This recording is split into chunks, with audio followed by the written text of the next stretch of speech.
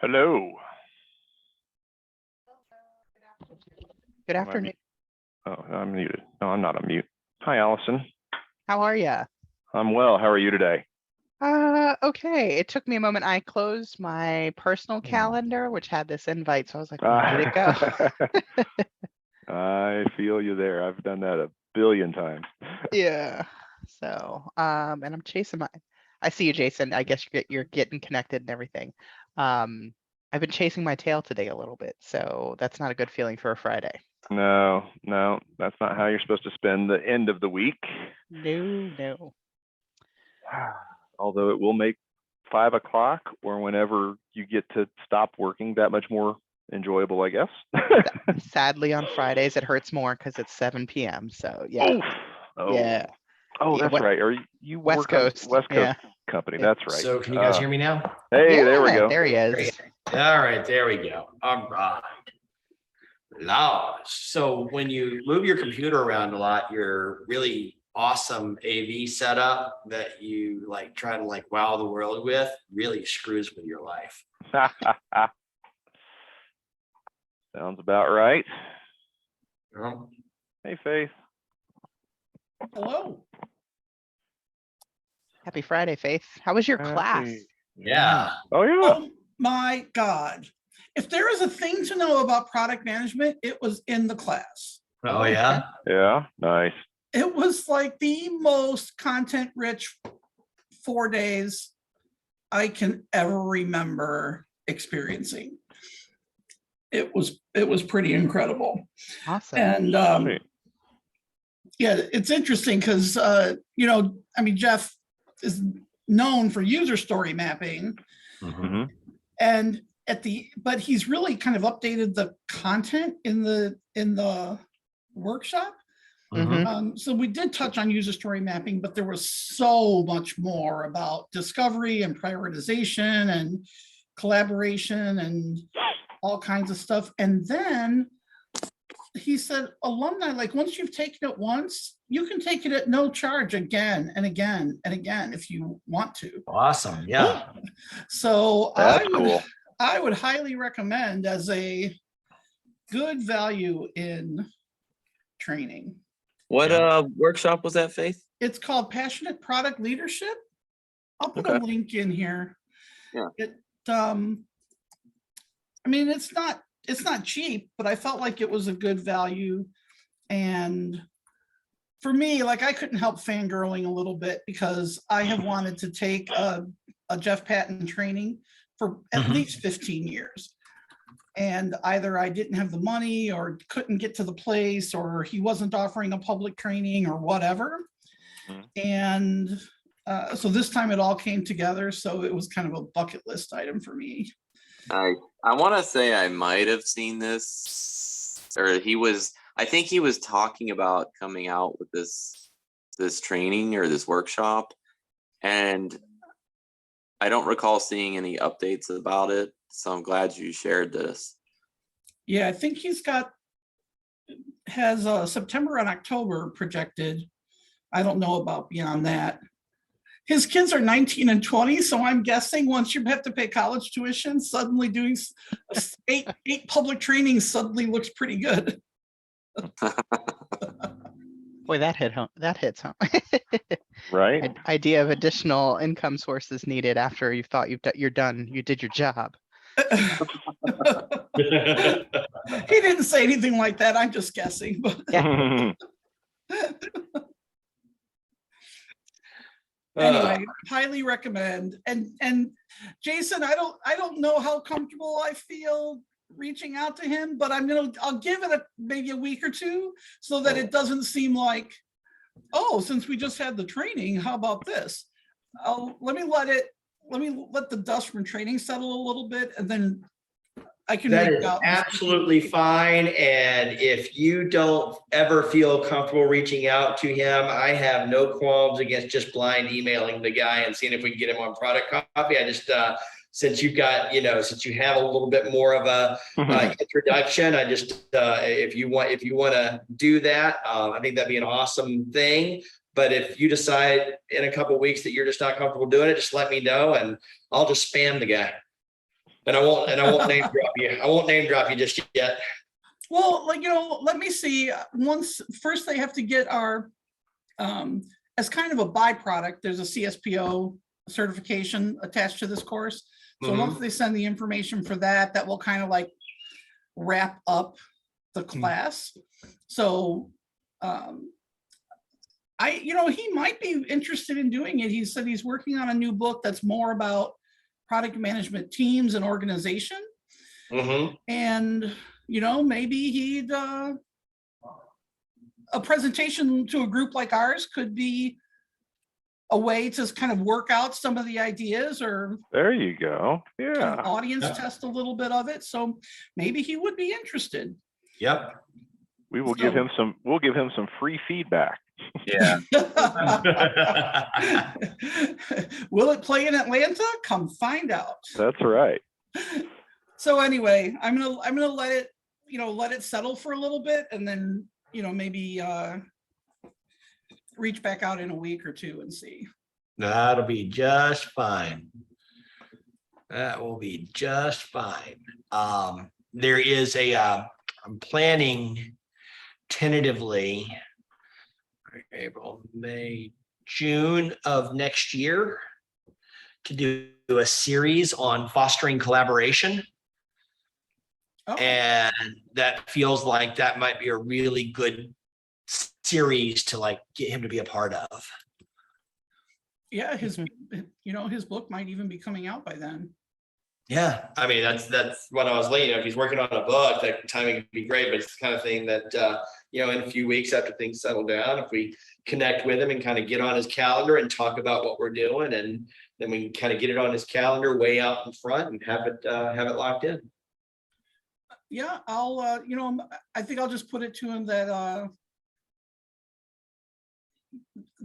sometime over the next several months, if there were a time it could work out. Yeah. Absolutely. Yeah. The schedule is only baked for the next 2 months, and everything else is I've got a whole list of priorities that have not been realized yet. But Okay. I'm going to start sharing those in the premium Slack community and what the series kind of concepts are, because I'm going to ask for all of you founding members to look at what we're doing and help refine it and make it more relevant to you and to people that who are kind of in that audience that we're trying to serve. And this is kind of the point of the founding members group, is to really get real feedback from real people who are invested in this community, as opposed to Jason just sitting here and trying to figure out what might work. It's been working okay so far, though. Well, thank you. Jason, It's been I a got couple some of months. feedback. But what's that, I got Matt? some feedback for you. Yeah. The new camera looks great. Oh, thank you. Very So crisp. I will tell you guys the trick that I'm using here on this camera. This is my iPhone. Nice. And I have a piece of software called Camo. Or Camo Pro, and it's like, I don't know, I think I paid like $125 for a 3-year license or something like that. And you plug it into your computer and it makes your iPhone work like a DSLR webcam. Nice. And this is what you get. Nice. Wow. So highly recommend. And it's got and it uses your phone's microphone as well. So you'll have to tell me how the sound quality is. So as long as it's okay, we're okay. But I'll definitely be kind of sharing that schedule. I'll tell you, I'm about to announce tomorrow or today, actually, because it's Friday. Next week's product coffee is going to be on stakeholder management strategies. And then the week after that, we're going to do speaking your stakeholders' language. And then we're going to do on the week after that, we're going to do difficult stakeholders. And the week after that, we're going to do the workshop is going to be on stakeholder mapping. Wow. And so that's what we've got for the next 4 weeks coming up. And then, of course, we got Teresa Torres in the middle of that. It's going to be kind of a packed month. I expect kind of there to be a little bit too much for some people. Mhm. But I'm trying to get on this monthly cadence, and there's always a reason not to start it. And so I'm just going to start it and let people prioritize as they will. And I'm not going to try to prioritize more people. So Sure. Yeah, this has been stakeholder week for me, so I look so this forward would have been to good it. a month ago. It's been every member of whatever C-suite person from this customer or president here asking multitude of questions that need to be answered. It's been a nice roller coaster ride this week. Yeah. Stakeholder season, I think, if folks are, adjusting for budgets, it's right. Mhm. We've got these great ideas. Let me tell you about my great ideas. Yeah. Yeah, exactly. Absolutely. Well, you guys ready to shift gears into our discussion? I kind of expected today we were most likely gonna just cover chapter 7, but if we get a little bit further, that'll be great. And I think next time we should be able to pick up the pace a little bit more. I know some of us really want, I don't know, I know Allison's read it all the way through before. I don't know if you guys have read way ahead and are kind of coming back, but remembering that Teresa is going to be doing the method session on September 16th. And if you haven't already seen the registration link, I'll send that out again. And we're about to put it on the Product Coffee website as well with a link out to the registration page. So we'll be making sure that everybody's got the easy registration link on that session. So if you want to read it ahead, that's fine. Then you just come back and brush up before we actually do our discussion, so you remember what we're actually talking about. But I think, like I say, I think next time as we get into part 3 of the book, I think it'll start to move a little bit faster because we're starting to get into actually implementing versus the foundational skills and concepts. But I just kind of wanted to start today and see, are there opening thoughts that anybody had that they just like, as you're thinking about chapter 7, which was the chapter on, getting to prioritizing opportunities rather than solutions.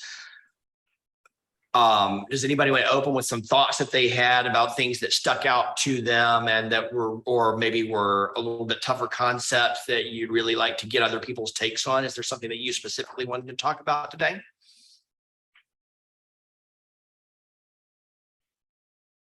Let's I wish I'd had more time to read this week. Admittedly, I did not get to 7, but as I took a peek in, I happened to notice the quote that you are not one feature away from success. And I think that's a hard pill for some of us to swallow sometimes. We feel like, wow, this feature is going to be whiz bang and it's going to be, the next greatest thing since sliced bread. And that's not necessarily the case. Even if it is a success, it doesn't mean that it's going to be the factor that truly wows everyone or makes a difference. The next step to finding out more about where you're going rather than being the final destination towards where you're going, really. Yeah, and So, this kind of hit for me this week. I mean, I've got the VP of software leaning on how come we don't have this or that sprint planned out ahead. And, I had to give him a call yesterday and explain to him what the reasons for that are valid reasons, give him some context. But they're in the mindset of you should have all this stuff planned and just be executing. And it just don't seem to understand that, you need to make sure that what you're actually building, you understand what you're building and that it aligned with the objectives of your stakeholders. Otherwise, what are you doing it for, right? Right. Yeah. Yeah. Well, and that impulse to plan everything out completely kind of removes the possibility of incremental learning or, course correcting as you go. And it ends up being this kind of planning theater. I mean, one company I worked at, when I started there was someone else who was a product manager and everybody thought she was great. And she and the teams that she worked with were just starting up a new initiative. And I knew the first day it was going to miss its targets because there were like 10 or 12 sprints, and she had mapped out, I don't think she had involved the team in assigning story points. I think she just did it. And so she had put, I forget if it was like 10 or 12 stories per sprint, or if it was, X number of story points per sprint, but she had put allocated cards to all the sprints. And it was, everything from sprint 2 onward looked pretty reasonable. Sprint 1 had, I'm not kidding, 50 cards, like 4 to 5 times the number that any of the subsequent sprints had. And I looked at it, I looked at the lead engineer that I worked with, and I said, that's never gonna work. He's like, I know. So right there with you, Matt, it's like that whole impulse to try to plan it out, and it's, I don't know. I don't have, that is one thing about all these strategies, but this one also prioritizing opportunities. I mean, it really kind of only operates in this context where the product team is working toward outcomes and is accountable for outcomes and not outputs. And it sounds like you have a stakeholder who's still kind of in that output mindset. And well, it's kind of like what that's a tough one. It's like what we talked about last week with how do you implement this work if your C-suite, your leadership team, your teams are all aligned towards X number of things per sprint / have to have a plan type of mentality. And unfortunately, the reality is a lot of places are still there, and or shifting from that and to this continuously doing work is no small sneeze. You think about, how many ever years ago we didn't have Agile in the workplace as prevalent as it is today, and right, taking Agile to the next level and saying, okay, but now we're really going to be Agile, We mean it Really? this time. we We're really gonna be mean really it. agile. Let's implement safe. What? Wait, what? I'm sorry. Doesn't work like that. Doesn't work like that. Was that a dig? Well, it's interesting because that is a trigger, but it's also like the first sign of how agile your company or organization is, not only to like sprints and work and whatnot, but like when something else comes up and changes your prioritization, when something changes in the marketplace, when, whatever your line of business is, you have to be aware that that's going to throw off your best laid plan, which we all know because we, Right. have to commit to that every day. But I don't know, outside of our little sphere of product management, everybody's on that same like subscription level. Right. Well, if we could get our stakeholders to work on, like, if we could just get to the point where we could say, look, just tell me what outcomes you want to achieve, and we could just kind of get our interface with the organization onto that basis. I feel like then that would create sort of a bubble where we could implement whatever practices we wanted kind of behind that organizational interface. So maybe it's not, so what I mean to say is maybe it's not necessary to have a bunch of people or a whole organization buy into all the practices. If we just manage to get agreement on that one principle, then maybe that would create the space for us to, enact whatever other practices we wanted to. Does that seem, that's a little rose-colored glasses, right? Well, yeah, but Well, it's yeah, funny. that's the big if though, right? If we can just get that one thing, right? But that one thing is probably the hardest thing to get. It sure is, and it's like Depending on your organization. it's almost, Jim, like we're in the chocolate factory and we all have to go through it to get to the end. It's the long trip around to get to the end to find out who this person is and what they value and what's important to them. Yeah. I think what's really Now I want chocolate. I don't think I have any chocolate, but You have coffee. I have a Werther's original for you kids. Oh goodness. Mm. So I wonder too, so like you've seen you're right, you've seen the light, or even you've had an opportunity to see the opportunity to see the outcome based life. Yeah.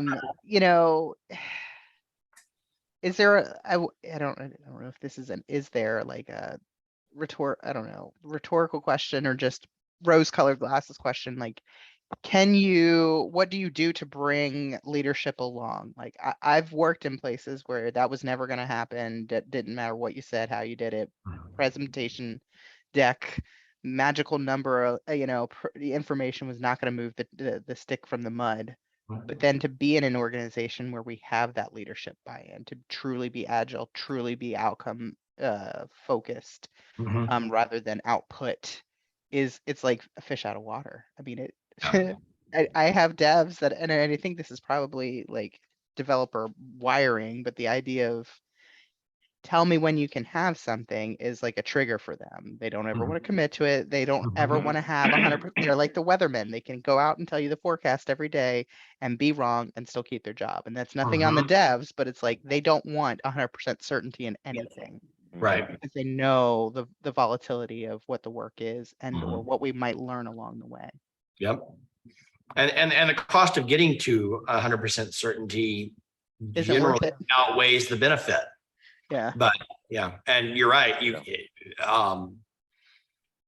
That whole drive for certainty prevents it gets in the way of innovation in a big way. It gets in the Yeah. way of problem solving but get to your point, getting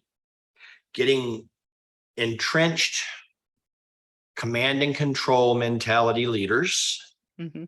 to make that mental shift is incredibly challenging. I'm working with a client right now who absolutely understands the value of agility and how it can be transformative. Mhm. Even so, it is fundamentally challenging for him to shift his own pattern, much less shift the pattern and discussion from that's coming from his leadership that is driving him to continue to drive down these paths. And he's in an innovation organization that is literally trying to come up with effective, valuable uses that solve real problems for emerging technologies that people don't even understand yet. I mean, he's talking about it, when we talk about what are the outcomes that's going to get your customer, what are the jobs here? And he's like, they don't know the jobs. They don't even know to think about this possibility. This is such outside of their sphere of influence. Now, between you and me, he's wrong, but he thinks he knows that's true. But Hey, if you asked people what they wanted, they would tell you they wanted a faster horse. absolutely. But then All if day you long. if you ask them why, they'll tell you because they want to get there faster. Right. And that's something else. Again, outcomes. Yep. Mhm. Absolutely. And Steve Jobs similarly would say customers don't really know what they want. They know what they want in the context of what they have. They can't imagine things outside of their experience. You have to imagine for them. But and that's the whole jobs to be done theory with Clayton Christensen and all of those guys that are and Tony Ulwick that are really kind of leaning into, you need to understand not only the outcome today, but the big outcome, because the reality is those jobs to be done don't really change that much over time. It's just the technology and the way that you help them get the jobs done that changes over time. And when you understand those, you can innovate more effectively. Well, that's what I think this with this focus on opportunities really, kind of really shows its power, because it dovetails nicely with that focus on unmet needs, right? I mean, the opportunity is not move this button over here. The opportunity is, can someone get to their destination faster with, you know, with fewer diversions from their route. And, you know, if that's something that they want to do, then you're free to consider any solution that helps them do that. Mhm. And so, I mean, it seems very consistent thinking about transferring that focus of opportunity to the needs or problem space and not opportunities as, I mean, it kind of moves things out of the solution space, I guess.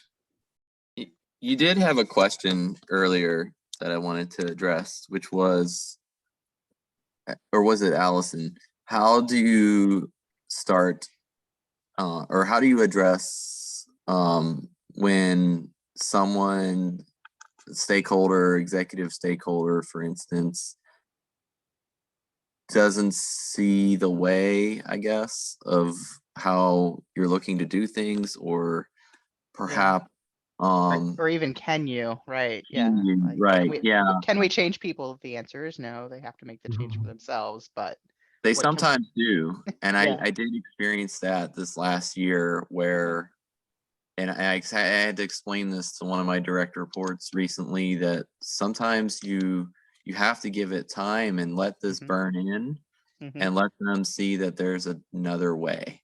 You can't, sometimes you just can't argue with people. And then in other cases that happened this last year for me, it was, I just decided to start things with a conversation to see if I could get this person to listen, and to see how receptive they were.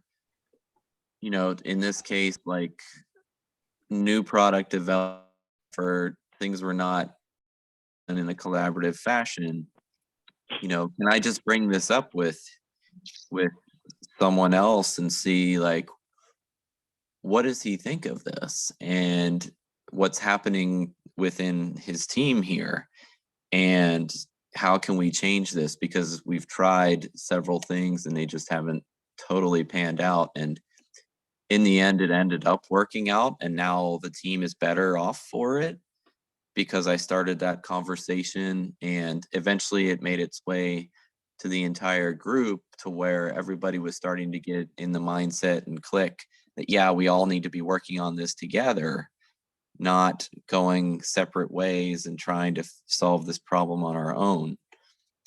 But I think it can start with just a conversation, maybe even in a casual setting. Like, in a separate instance, same individual, I just kind of proposed, you know, hey, have we thought about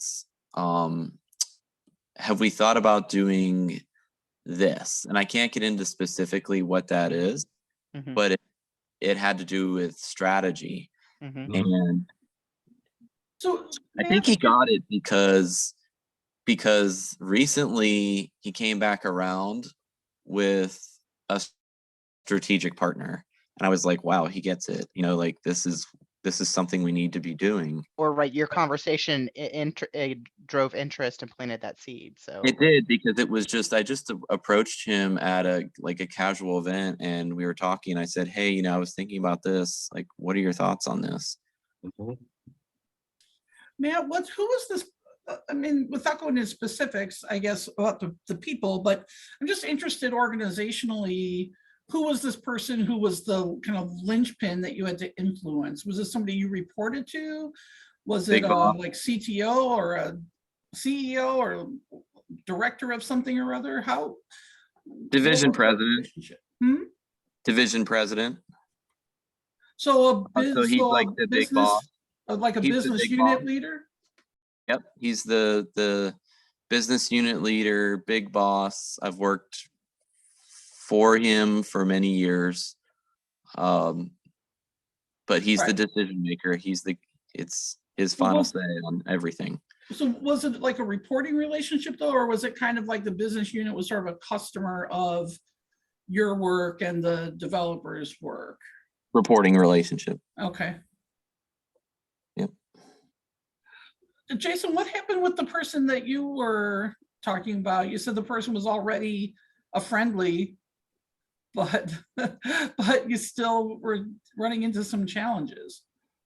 Yeah, well, it's still in progress. So, I mean, we're working with them right now. And earlier this week, actually, on Wednesday, we did a workshop with him and his team and helped them craft some language that will help shift the conversation to outcomes with his leadership. And one of my favorite things, this is kind of getting off of this book, but it's all interrelated. One of my favorite things from Bruce McCarthy's Project Roadmaps Relaunch book, and one of the things that Bruce talks about quite a bit is very specifically being very disciplined about shifting the conversation and reframing the question when asked when a feature is going to be ready, shifting the conversation to the outcome that the feature is actually going for, and talking about that and say, well, the feature is here, but this is what we're really trying to do with that. And so that's one piece in the puzzle, and that's one part of it. But here are the other things that we're looking at, and the outcome is the important thing. So if this quarter we can move this outcome this degree, move this needle this much, we'll consider that a success. And that's what we're really after, and trying to get his stakeholders or those stakeholders to adopt that language to shift the conversation. And even that's a slow slog. But when you become increasingly disciplined about doing like they teach, I don't know, has anybody ever done media training for their company where you're going to have to speak to the press and they want to put you through formal media training so that you don't say things that Sounds will awful. get the company in trouble? It can be fun. I haven't actually done it, but I've kind of gotten it secondhand from an old boss of mine who kind of was coaching me on a thing that I had to do for the media. And one of the things that they really work with you on when you're getting formal media training, and you'll see politicians do it all the time, and a lot of politicians do it inexpertly. They just hit it with a hammer. They say, oh, I'm going to reframe the question. I'm going to reframe the question. I'm going to reframe. But if you do it well, then a lot of what you're doing is like what they teach in media training is dig very quickly into the question that's being asked, the real question in their mind, and the question that you want to answer, that you need to answer, and bring those things together by reframing their question and moving your answer. And it's not about ignoring what they ask. It's about getting to the root of what they need to know. And that is a skill that takes a lot of practice, and it doesn't happen the first time or the second time, but at least it changes one conversation at a time. And over time, you can change the culture change how you deal with your stakeholders or your questioners or your customers even. And, I used to, I think we've all struggled with this a lot when you're doing a lot of customer meetings, and customers want to know when a certain thing is going to be ready. And when you can dig in and talk to them about why that's important, and then you can talk about, okay, well, what we're really trying to, here is how we can help you with that today. And here are all the things that we're doing to help you with that. And by the way, we're testing all these things, and so they could change. But our goal is to help you with that problem. Our goal is, or that's not a high problem. That's not on our priority list right now. That's a next year thing. It helps to build trust and relationship, and ultimately change the mindset of the people that you're working with if you do it consistently and long enough with the same people. And so we're trying to help this particular client that you were asking about, Faith, is we're trying to help him reframe those conversations, even for himself. Yeah, I mean, it's old habits die hard. And, and especially when you have a finance guy somewhere who's like, are we ahead of plan? Are we behind plan? Like with some, revenue tied to your projection. And like, that's another thing that feels like it has to get uncoupled, but that's a topic for another day. But I'm curious, looking back at this chapter and prioritization within the opportunity solution tree. And Allison, maybe you have some experience with this.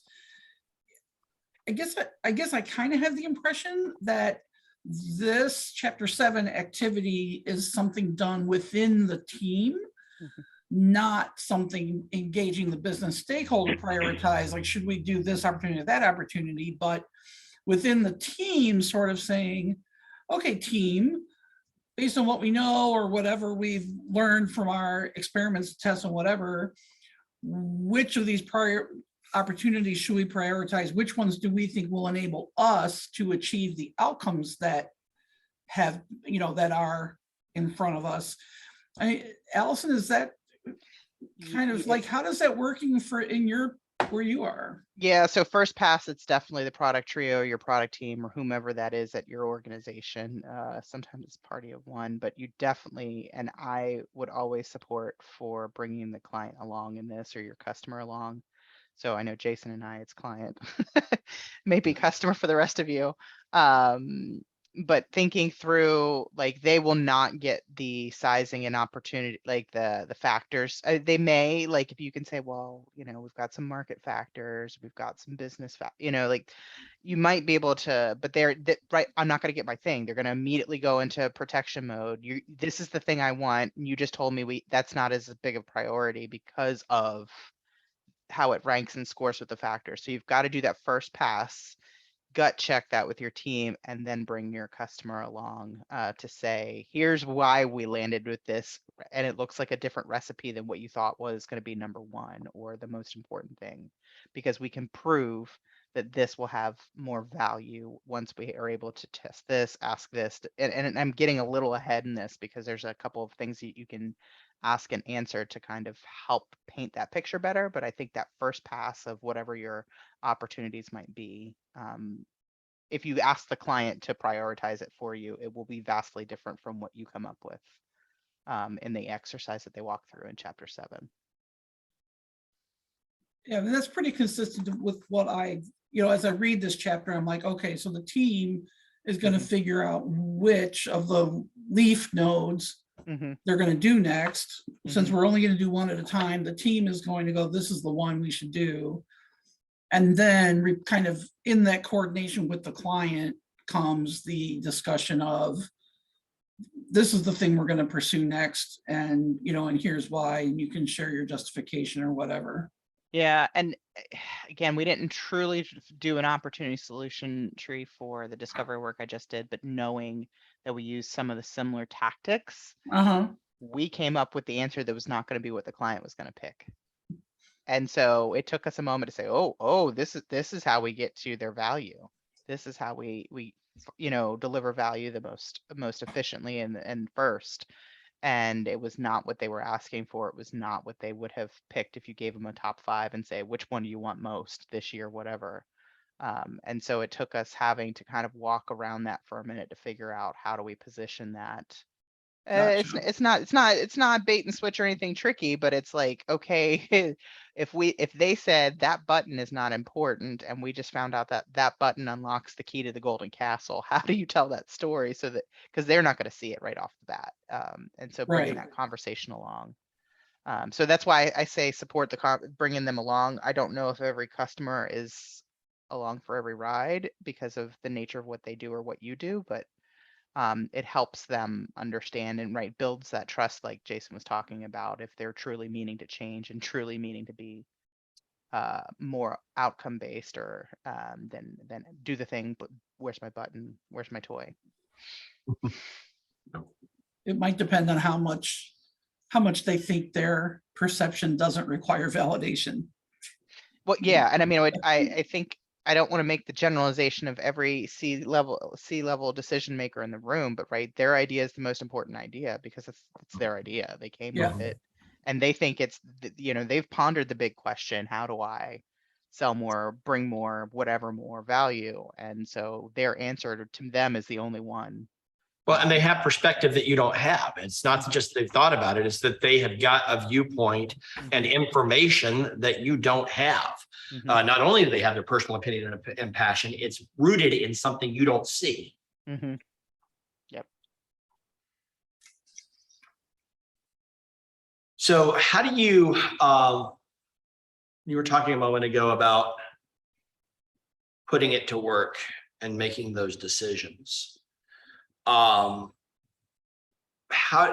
have you She talks about the concept of her reframing of the Jeff Bezos thing into the two-way door decisions. Yep. Mhm. How does that apply in reality? I mean, it's an easy construct to say, hey, yeah, I can absolutely understand what a two-way door decision is and what a one-way door decision is, and one needs a greater level of buy-in than the other. And in reality, how helpful is that in the nature of your role? I mean, and I think each of us probably has a slightly different experience too. And it depends on the experience you have when you're a product manager versus a senior product manager versus a principal versus a director, the level of influence and frankly, budget that you have impact on changes the answer a little bit. Jim, Matt, Faith, how does that help you? Or does it, Well, does it? I was gonna say I just read the rest of the chapter. I didn't realize it was so short. So the two-way door thing, one-way door thing, level 1, level 2, Jeff Bezos. To me, it's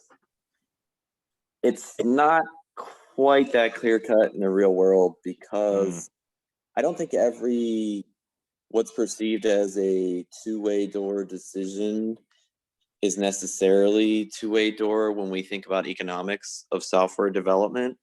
And I think you have to evaluate for yourself, like, the door that I'm about to walk through, how much is this costing? And not just in terms of hours of effort or monetary cost, but what opportunities did we not do by walking through this door? And I think that's where the opportunity solution tree could help, is like, if I'm going to go pursue this, if I start to see signs that this isn't working out, can I back out? And at what point can we back out and pivot? We go all in, what are we going to miss as a result? And I think that can help you in terms of risk assessment, even if it's just subjective. Like she said, those factors that she listed could help in a healthy group debate to do a bit of a risk assessment on some of the more uncertain opportunities, perhaps, maybe some things that you did discovery on, but there's still uneasy feeling about pursuing these, and help you to decide, either collectively or maybe somebody speaks up, should we go through the door based on our assessment? Yeah, Go ahead, Jim. I was just gonna say, as I was reading that piece, the first question that popped into my mind is, whether it's a one-way door or a two-way door, how often are we afforded the luxury of going back through the door? Oh, that door locks and closes Right. and gets set on fire. We could, exactly, right? We can pie in the sky. Oh yeah, if this doesn't, if this isn't the right thing, we can always back it out and go another direction, right? But when you've got, especially when you have your stakeholders that are output versus outcome oriented, right? And they're breathing down your neck, and you're strapped for resources and you're strapped for time. And then you say, hey guys, that thing we did, we'd really like to back up and redo it. And the look on their faces, no, it's done. It's working good enough. Move on to the next thing. So conceptually, I think I love the imagery of it, but I just think in the reality of my world, especially, my current company and my last company, is you never get that luxury to go back and try door number 2 or try it a different way. So I kind of took this maybe a little bit differently in that, well, no, I guess I didn't take it differently exactly, but we are making kind of decisions like this all the time where I am. And most of the time, just because of the nature of our system, most of our decisions are level 1 decisions, because our system is not easy to change and not easy to, we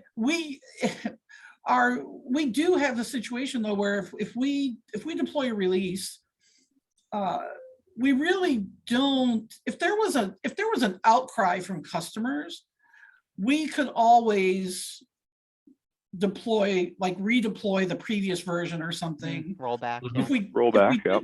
didn't- yeah, I mean, in our case, we can't really roll back exactly, but yes. Mhm. I mean, if we didn't get that signal though, for 6 months, it would be almost impossible. Like we would have to like redevelop the prior state or something. Mhm, mhm. Where we are trying to do some things are, for example, right now, one of our executives wants to, he's really hot for a certain feature that he saw a competitor has. Hmm. And it might be that having that feature would drive a lot of new business. I'm skeptical that it would really move the needle in a noticeable way. However, I'm a big fan of not making it a battle of opinions and trying to get data to figure out whether, will it or won't it achieve the result. So in this case, when we actually end up doing it, if we implement it, we'll implement it as kind of a standalone application that integrates with our main application so that we could easily just turn it off if it doesn't fly. And before we even get to that point, what I've been pushing for is a painted door MVP, where we just put a landing page on our site that says, hey, coming in 2023, feature X, sign up for the early access program, and just kind of gauge interest that way, because it's really easy to just kind of quietly go, okay, yeah, so we're not doing that. So Yeah. and so to me, that makes something, whereas we could just start out and go, okay, let's just do a heavy development process. Let's integrate it fully into our application. Let's change our core database to support it, et cetera, et cetera.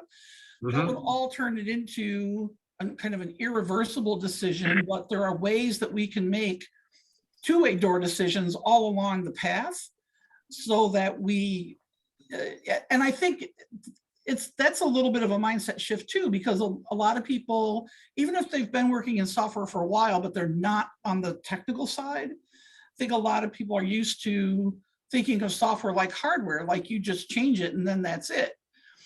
And that creates a whole lot of bad dynamics, but I think it also, I don't think people are used to looking for ways to create two-way doors for themselves. But that's something that we're trying to, I'm trying to push for a lot more consciously, because I don't know, it kind of slides over to the whole area of like A/B testing and, tools like Launch Darkly and stuff to control what you roll out and which audiences you roll it out to and so forth. But no, I mean, that's kind of my feeling though. Bottom line is like, how can I create two-way doors where at first it might not seem like there are any? Yeah. Right. Taking the one to a two if you can. Yeah. Yeah. That's a very wonderful skill to have if you have a superpower. And I love how you said specifically you're intentionally trying to create two-way doors. I think that was a lot of the point of this section of the chapter for me, was that Teresa's proposal is that we frame as many of those discovery decisions as possible as two-way doors. We try to create the framing so that they are two-way doors. And it's about discovery, not implementation. Because to your point, Jim, when you start investing development dollars in code, you're at a higher point of risk that when you're investing discovery dollars. And all those discovery activities are the two-way doors, and you're de-risking constantly as you go. And then you get to that point where, okay, so now the big investment that we're going to make, because we've done the discovery investment in small pieces where we could turn on a dime and go back through a different door, because we've done that early on. Now, when we go through the one-way door, because the big development investment and commitment is a one-way door, even though to your point, you can roll it back, you can back out of it, but you got a bunch of sunk cost wrapped into it. you've de-risked it enough that you can go through that one-way door with much greater confidence with data on your side, and a strong recommendation based on real information. And, the simple, the setting up hey, sign up for the early access program for this new thing in 2023 is a variation, a test that I saw a while back was that I've loved for years, is taking out Google Ads for a Oh, good one. capability, for a feature, for a product. When people are searching for a thing, say, hey, we have this thing, and you get there and you say launching in 2023, sign up for our mailing list so that we can let you know when you launch. And then you've got some, or pay $10 for early access now to get people to actually put some dollars into it, depending on the scale of what you're talking about. There are lots of different ways you can land and take that call to action to the next level and get some confidence with a fairly small investment that you can say, okay, that worked or didn't work.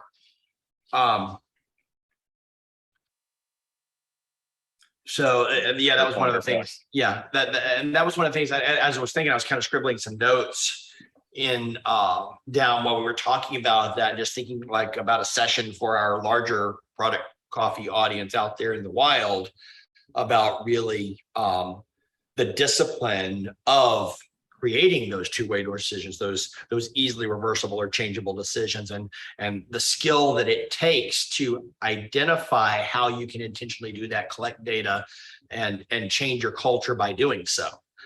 It seems like a leadership skill. Well, and there could even be a topic, just a very pragmatic topic of like, what are the different kinds of experiments you could do? You do a 404 test, you have an ad, you could have a landing page, like whatever. Because I think sometimes people get hung up on MVP, which should be retired as an acronym anyway, but people get hung up on like, what's the most rudimentary, like least annoying form of this feature that we could actually deploy into use.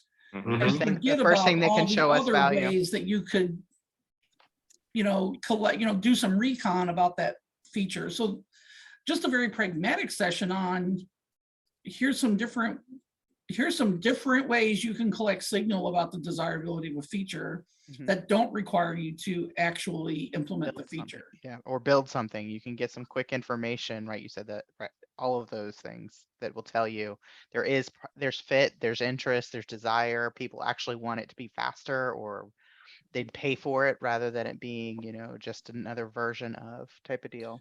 Yeah. Yep.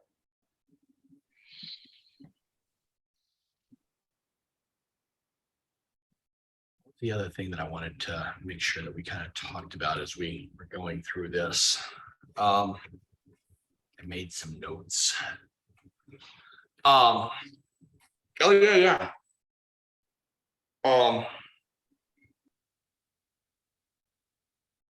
The section at the end where she talks about, and we kind of touched on a lot of this actually, but section at the end, which she does a lot, she talks about the common anti-patterns to this kind of notion of prioritizing opportunities over solutions. Do you recognize, and just kind of thinking about those for a moment and what might be more or less recognizable to you, either personally or within your organization? She talked about delaying a decision until there's more data, over-relying on one set of factors at the cost of the others, and working backwards from your expected conclusion. Are there any of those patterns that you recognize, and honestly, within yourself or within your organization? What were your thoughts on that when you read that? Did you have a wincing moment, or did you have a asking if we got an personally angry moment? Was that? Go ahead. I said, were you asking if we got called out in the back end section? If you got some ammo to throw at somebody else is okay too. I mean, I fully admit my brain immediately goes to, right, looking at that outcome. Okay, here's where we're supposed to land, and how do I work it backwards? But I think, and maybe that's a little bit of human nature. I've got to get to point B. How do I get there from point A type of mentality? but being able to stop and ask yourself, is that the most constructive way to arrive at the opportunity or outcome that I'm trying to achieve? Yes, Mhm. it's A to B, but we all know there's more than one way to get from A to B. And so just driving it backwards doesn't get us there. So I personally got called out on that, but I also know, like, every time I see that come up with discovery work, that I'm like, nope, don't go there. It's not the easy answer. Look for the other Uh-huh. answer. Yeah. Uh-huh. Yeah, for me, it was the first one. It's the data.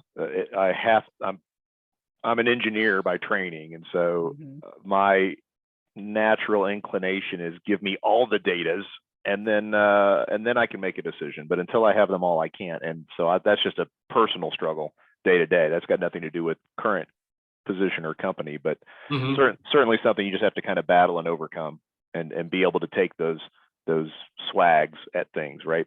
And I kind of like her, those 4 attributes, if you will, and saying, you don't need a number, you just need a bigger than or small, which one's better or which one's worse. You don't need to go to that level of detail. It's just a good reminder.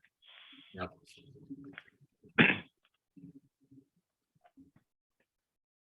Yeah, I saw myself in that one too, Jim, because I'm always like, I want all the data and I want to analyze it all. Mm-hmm. Like, if I were to like create a Pareto chart from it, like, I'm not comfortable just letting the smaller buckets just be fuzzy. Mhm. Yeah. And sometimes, so I have trouble reminding myself that, you know what, once you know what the like 2 or 3 big chunks are, it really doesn't matter what the rest are. But even now, as I say it, I'm not comfortable because I'm kind of influenced by the whole long tail, right? Like, the long tail is important sometimes and could be altogether more important than the one single thing. So Mhm. I don't know, I'm right there with you. And it's not so much about always wanting to get more data as much as, is the data I have the important data? Mm. Is what I know right now the key factor that's important to know? That, is there something that would make a difference? Not so much like if I just talk to one more person. So it's not so much about, for me, quantity as much as, is there some other thing out there Yeah. that is actually more important than the things I know so far? Organizationally, it's really the second one. One set of factors at the cost of the others. We're seeing this right now where, kind of sometimes there's some recency bias to it. Like, our sales and marketing group wanted to do some competitive analysis. They wanted to see how competitors position their products and demo them and so forth.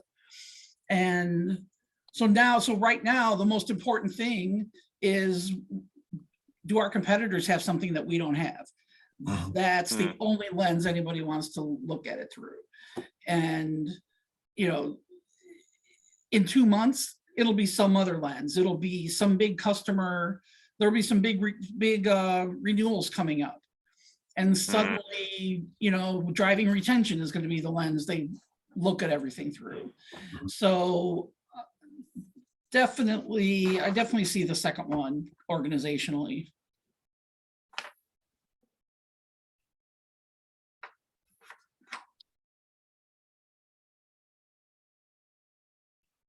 Well, we are at the top of the hour.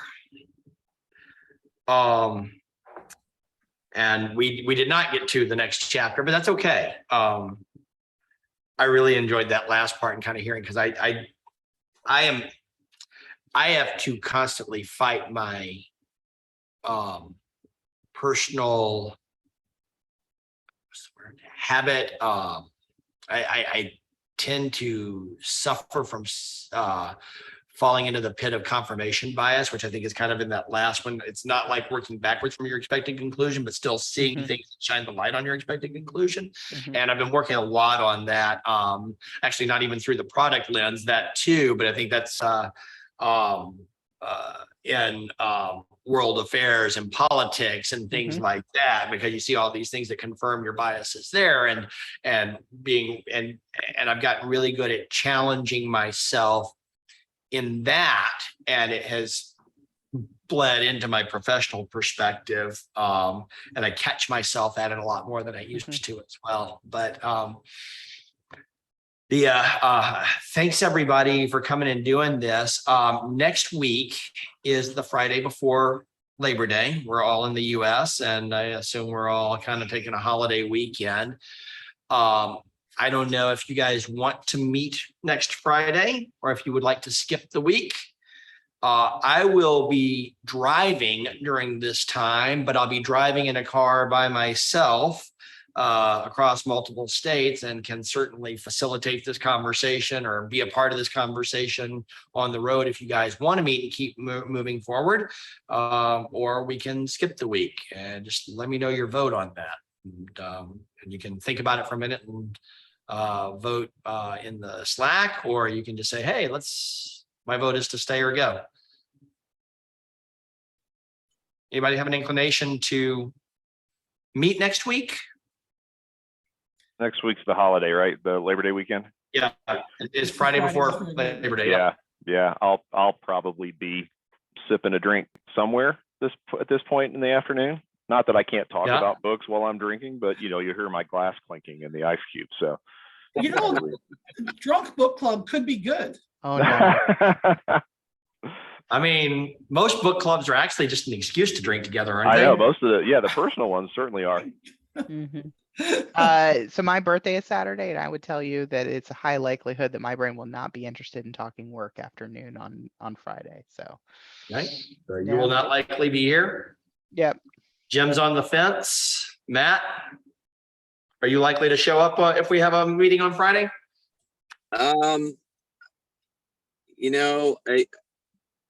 It couldn't hurt, I think, to have a week off to maybe do some additional reading and catch up. Okay. Faith, how likely are you to show up? Well, if we have it, I'll be there. If we don't have it, it's fine with me. Okay. Maybe those of us who want to could just kind of check in the book club channel. Yep. And maybe just kind of go, hey, I read chapter whatever, this seemed interesting, or whatever. For me, it would help because I find myself putting off reading, and then like day of, I'm like, oh crap, I've got 3 chapters. And I know if I have 2 weeks, I'm not any more likely to get the material read. Yeah. Than if I only have 1 week. Like I could support an accountability check next week. Okay. Yeah, and I'm looking at the next section, discovering solutions. And there's a lot. things I really feel like we can move faster through those. So I want, and also just thinking about other upcoming discussions, I would actually challenge everyone to, over the next 2 weeks, read all of the Discovering Solutions section. So that's 6 chapters, but they're not as long as some of them. This one was actually a really small chapter too. Yeah, this is a short one. And that's 2 weeks to read 6 chapters that, the reality is if you're sitting reading intently, you'll probably do that in a day or 2. Yeah. But you've got other things that you're going to be doing. So I would challenge everybody to read the next 6 chapters. And in the accountability check next Friday, in the check-in, maybe share 1 or 2 topics that you'd like to make sure that we talk about the next time we meet. Yeah, that sounds fair. Oh, I like that. And then we'll do another check around Wednesday of the following week, or Wednesday or Thursday of the following week, and add a couple more topics. And that will let us understand how far we think we can actually get in the discussion on Friday. Yeah, I like that plan. I'm just kind of looking at the chapters. Looks like there's just under 100 pages across all of part 2. So that seems doable to me in 2 weeks if I chunk it up. So, if you dedicate 24 minutes a day, as we have seen. Oh, is that Wednesdays? I had to duck out early on Wednesday. I got to go back and watch the recording. Nope, you just heard it right there. 24 minutes a day. Dedicate that to learning. That's 5% of your day. That's the 5% rule. Oh, Jim. okay. You saved me an Jim, hour I of can reading. turn that into 60 minutes anytime you want me to, Nope. but that's it. Just saved me 59 minutes and 40 seconds this afternoon. Excellent. But he's not telling you, Jim. What he's not telling you, Jim, is that he wants you to use those 24 minutes to prepare your presentation for product camp. That is true. You can do that while you're sipping. That's right. right. Well, it's I need to get an ebook, right? Because if the glass sweats and drips on my book, it messes the pages up. But yeah, we'll figure Kindle something Oasis. out. You just have to choose your drink carefully. Like I would say maybe a G&T would be safer than, I don't know, a pina colada.